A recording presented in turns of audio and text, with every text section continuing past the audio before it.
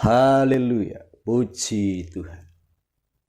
Tema kita pada kesempatan kali ini adalah tentang berdoa dan berdoalah. Kita dasari dalam kebenaran firman Tuhan di dalam Yakobus pasal kelima ayat ke-13 dan ke-14. Beginilah firman Tuhan. Kalau ada seorang di antara kamu yang menderita, baiklah ia berdoa. Kalau ada seorang yang bergembira, baiklah ia menyanyi.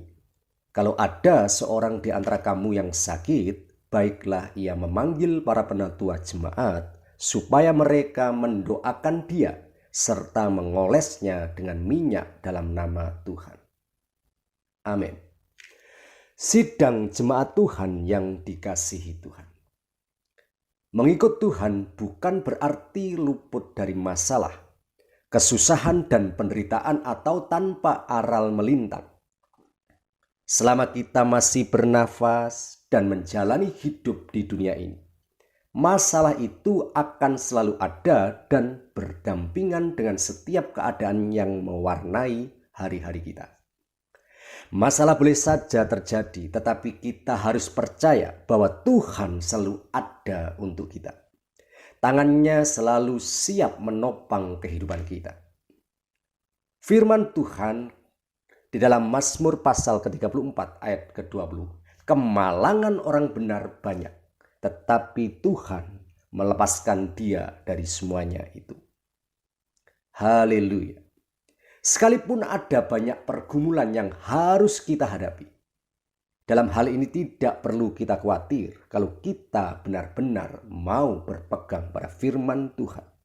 Karena apa? Sebab kita punya Tuhan yang maha kuasa, yang maha melihat dalam setiap keadaan, yang selalu menyelesaikan keluh kesah kita. Dalam bacaan pokok kita di atas, dalam suratnya Yakobus, ini menasehatkan kepada setiap kita apabila ada jemaat yang mengalami masalah, penderitaan atau sakit penyakit, ada langkah pertama yang harus dilakukan oleh setiap kita adalah berdoa. Dan itulah tindakan yang paling tepat ketika setiap kita diterpa oleh badai permasalahan. Ada banyak contoh orang Kristen. Ketika mereka ada suatu masalah datang langsung bisa jadi panik, bisa jadi kalang kabut, sehingga mereka tidak bisa berdoa dengan tenang. Karena apa?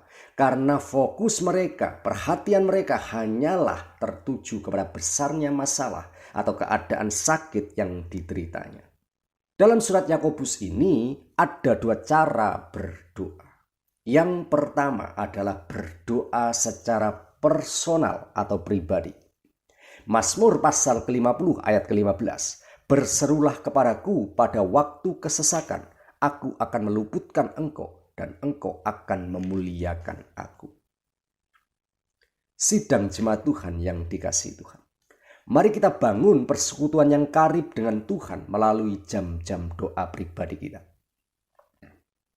Nyatakan isi hati kita, kerinduan kita kepada Tuhan. Apapun itu bentuknya, kalau kita memiliki hubungan yang dekat dengan Tuhan, kita pasti akan memiliki respon hati yang benar terhadap setiap masalah yang kita hadapi. Dalam Mazmur pasal ke-34 ayat ke-18. Apabila orang-orang benar itu berseru-seru, maka Tuhan mendengar dan melepaskan mereka dari segala kesesakannya. Hal yang kedua, berdoa bersama-sama. Bersekutu. Markus pasal yang pertama ayat ke-35.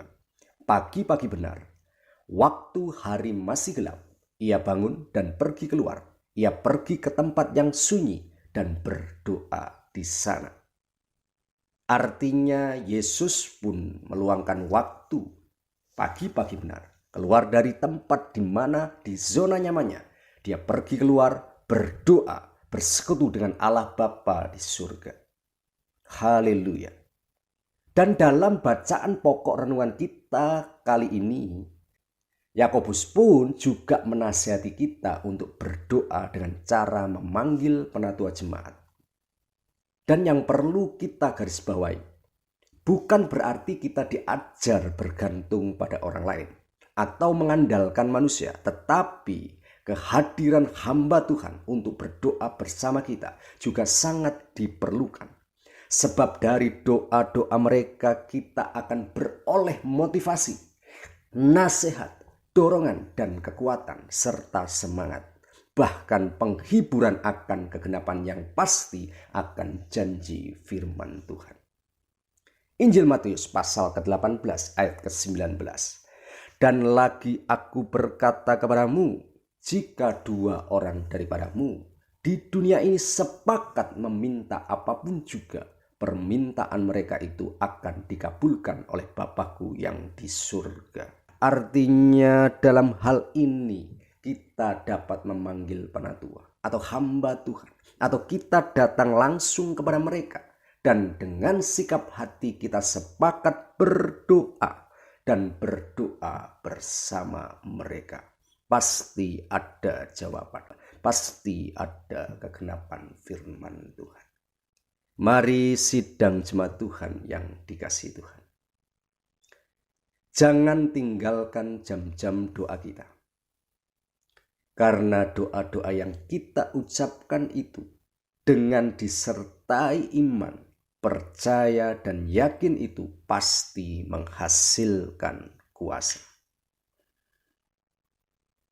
Sekali lagi, jangan tinggalkan jam-jam doa kita. Karena doa-doa yang kita ucapkan dengan disertai iman, percaya, dan yakin itu pasti menghasilkan kuasa. Haleluya. Amin. Mari kita sepakat di dalam doa. Kami mengucap syukur Tuhan. Kami berterima kasih. Kami diajarkan kali ini untuk bisa berdoa dan berdoa. Kami mau Tuhan dalam setiap menghadapi masalah, kondisi, keadaan, kami harus tetap fokus di dalam doa. Kami harus mengandalkan Tuhan. Mengandalkan setiap apa yang menjadi keluh kesah kami pertaruhkan dalam doa, dan doa kami kepada Tuhan. Terima kasih Tuhan. Kami mau bangun hubungan karib kami dengan bersekutu pribadi dengan Tuhan.